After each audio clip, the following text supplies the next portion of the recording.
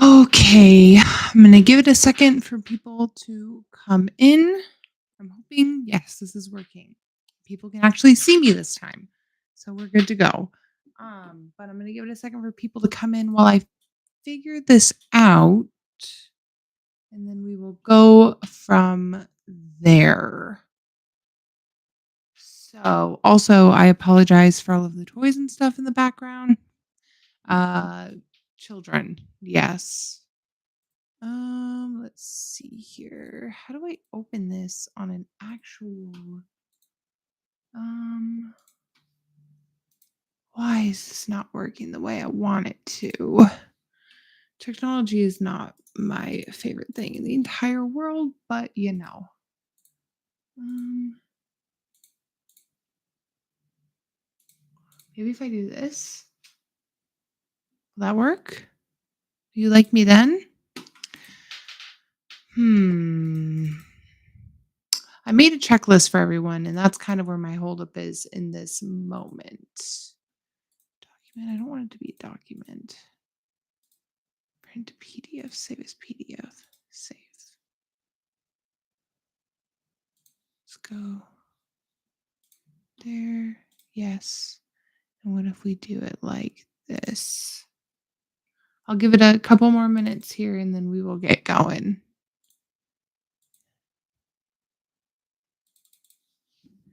Here, how to open Adobe.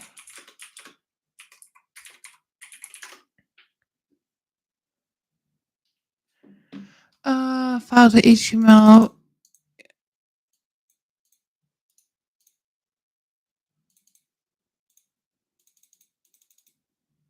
Export PDF. Wow. Okay, that's going to be very.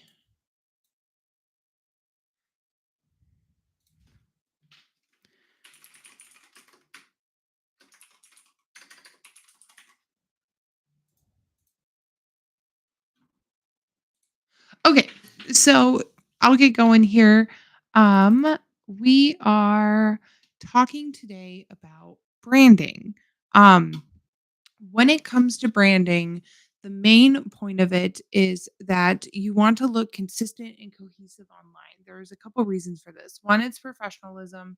Two, humans just really love consistency. And when things pop out to them, they will be able to notice. One of the biggest ways I can explain this is that when you look at a different, you think you have the same shade of blue, and when you're looking at it in separate squares, you can't tell that it's not the same shade of blue, but the minute you put them together, you can definitely tell it's the same shade of blue.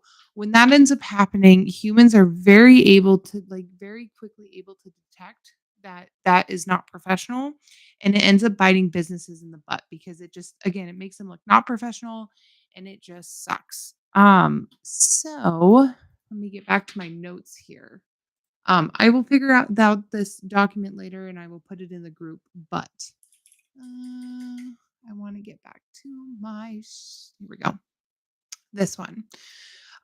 So again, my name is Keegan. I'm with Moonwalk Content. The reason why I wanted to do these webinars is just to do quick little series for small business owners to be able to have resources that they need um, while being able to ask questions, so on and so forth. So I'm going to try to make this very practical, very fast paced, and I'm going to give you a checklist that you can start applying to your business right away. So, like I said, first impressions happen within seconds. The first impression that someone gets of your business is going to be a lasting impression. You want it to be professional, you want it to display the correct messages, and you don't want to be fighting against yourself in that moment.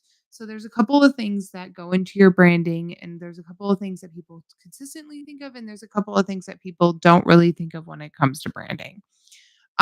Professional brands build credibility and trust. And as we go through these talks, you'll notice I'll say this same phrase over and over and over again. And that same phrase is know, like, and trust. In order for someone to want to buy from you, they need to know you, they need to like you, and they need to trust you. If they don't have those three things, they're not going to buy from you. Simply because back in the day, there was many businesses, and again, this is the speech I give to most of my clients, to where there was business A and B. right? They just needed to know you and like you because they had two choices. Today's market is very saturated in any way humanly possible. So they have business A, B, C, D, E, F, and G, right? And so now they're decided they like A, C, and G. But they know and they like those three businesses. So who it comes down to who do they trust? And branding does play a factor into that.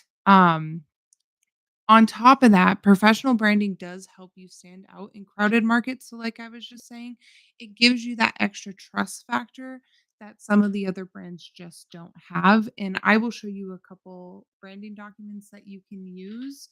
Canva is a great resource. It is free in a lot of senses, but don't rely on it too heavily. A great graphic designer can do wonders for your business, and it is 100% worth the investment. So a quick checklist that you can think of is it's your logo and visual identity. You want to keep this very clean, consistent. It needs to be recognizable. A lot of businesses just use their name, which is totally fine, but that does not stand out among a crowd. And I implore people to ask themselves if that truly speaks to who they are. Because again, you are what makes your business unique and you want to be able to stand out above the crowd and show people that. When it comes to color palettes and fonts, you want things to be cohesive. You don't want it to be too clashy or fighting against each other simply because you want to make the viewer and your potential client feel that nice little fuzzy feeling when they look at your stuff, right? You don't want like hot pink and like neon green unless you're like more of a Halloween brand. But you know those colors that just don't look good together and it just kind of off puts your brain. You don't want that. The other thing when it comes to colors is you want to make sure it's properly displaying your brand. For example, if you are a chaotic, happy, energetic company, you're going to really want to lean into those colors because it's going to give people that impression of your brand. If you are someone who wants or like a more calming, like a therapist, you're going to want those more calming, cool colors. If you are a professional company, you're going to want colors that emulate trust and professionalism. And that can be something like an MSP, et cetera, so on and so forth. That is if that um, fits into your, like, what you're trying to display. When it comes to the amount of colors you should choose, I see a lot of businesses choose 2 colors, which is the recommendation online. I'm gonna go against the recommendation, and I'm gonna suggest at least 5. 5 to 6. One of my clients actually has like 8 colors because they're a creative business and they need to be able to use that in different instances. I think more colors is becoming more of the norm, so you can do kind of variation marketing. But they again need to be cohesive and you need to make sure that they fit in together. One website that I typically really, really like is a website called Coolers, I think is how you pronounce it. And let me pull that up for you real quick. It's called Coolers Color. So, and I'll share my screen here really fast. Coolers right here. So this is what it looks like, and this is something I personally really like to play with. So it's the generator that's right here, and say all right, stop it. Say that you absolutely know that this is going to be one of your colors. What it does is you can lock this color in place, and it'll tell you which colors are actually compatible with that color and what would look good on a palette. Like, for example, I like this palette. This is a nice palette. So if you're trying to figure out a palette, this would be good. So say you're like, I like the white, the black, and this one, but I'm not sold on that Pacific Cyan.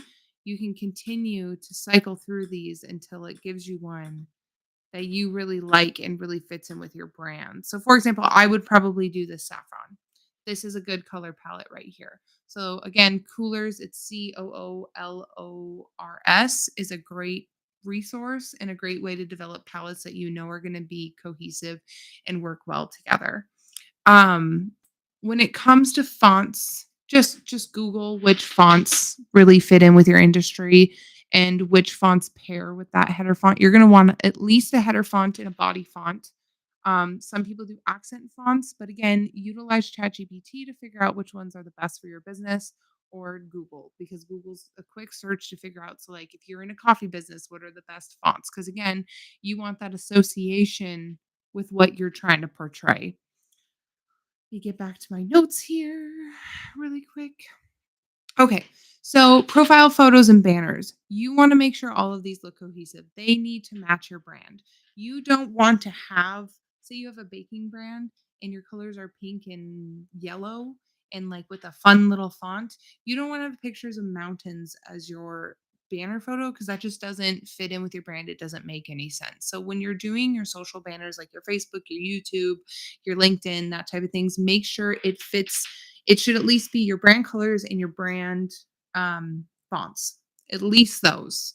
And then you can kind of have some freedom from there, but you want that association. You want when someone sees your brand, you want them to know that that's you. The biggest example I give is when an Apple commercial comes on TV.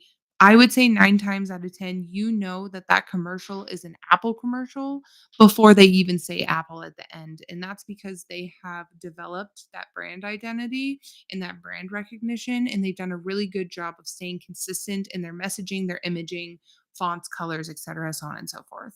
So the next thing is your website, right? That has to be branded. If your website does not match the rest of your stuff, again, people need to be able to make that association. It is your home base and it needs to be professional and it needs to be easy to navigate and it needs to be recognizable. Going back up to like the profile photos and banners, just social media consistency when it comes to tone and voice is a really large, really big thing. Your handles need to match your voice. So, for example, again, we'll go back to all of these examples. If you are a very fun, quirky brand, if your social media handle is very stick, very suit, that does not match your brand and it's going to stand out a little bit, and you don't really want it to do that. All of the handles should align, all of your bios should align with your voice and everything. And then that brings me straight into your messaging and voice. Your messaging and voice, you need to have very clear taglines and consistent tone of voice.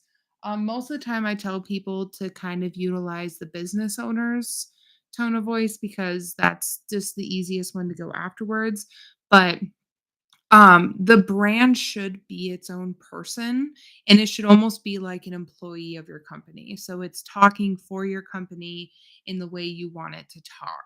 I personally use writer's expressions, which are really helpful. And if you're someone who has questions about those, please feel free to message me specifically because I think keeping everything consistent and making sure people again can recognize that that's the brand is really important. It builds that trust, it builds that recognition, and it builds that repetition. Contact and accessibility. If you don't make it easy for people to contact you, it's going to not work out, right? If it takes them forever to find your contact button, you're going to lose them. I think it's something like you have 2 minutes, you have 2 seconds to catch somebody's attention. And if you can't catch it, they're going to go away. And if you can't keep it, they're going to go away. So you need to make sure your call to actions are very clear and concise and easy to find. So today, very quick things that you can do in order to just fix your brand. You can update your profile photos across all accounts. If all of your profile, if all of your photos, etc., so on and so forth, are all black and white. You can make sure that those are all black and white. You can create a very simple brand color palette. So go to colors.com. I'm going to show you real quick one of some of the templates that I use on Canva that are very nice and I like them. I just think they're really consistent and really great and make things very easy to visualize. Let me find a good one for somebody. So here's one. So like here's a mock one I did, right? Just so you can see what I'm talking about. Just go to Canva, have a nice little sheet that shows you what it is. So like this is this company's um Fonts, you can see how it applies the fonts. These are the imaging that they're kind of going after. Here's the brand colors, here is the logo, etc., so on and so forth. So if you literally just go and look for brand templates, one of these will pop up. But personally, this one is my favorite just because it's just really easy to replicate and it's really easy to see the brand. Oh, I apologize. It is late. But yes, so that's a really great one that you can easily grab and do. Write Go and write short, clear bios and taglines. Go and rewrite your taglines for your socials. And then just use Canva. Use Canva's brand guidelines. So, for example, you can set up a brand guide in Canva to make sure to keep things very consistent. So, like these are some of the brand I use. So I have here's like my Moonwalk content brand guide. It's got my colors, it's got my fonts. I haven't added my logos to it yet, but that's a very easy thing that I can do. Go and set this up. It is a premium feature, but premium on Canva is only $12 a month and is 100% worth all of the money that you will use on it. Um, Another thing you can do so I was gonna put together some before and afters, but we'll kind of skip after that. Again, that'll be something I end up showing on my socials. But yes, small changes can make a very large difference. And yeah, but I put together a small checklist for everyone that I will put in the description and I will put in the group tomorrow. But I hope everyone has a phenomenal night and I will see you in 2 weeks at the next one.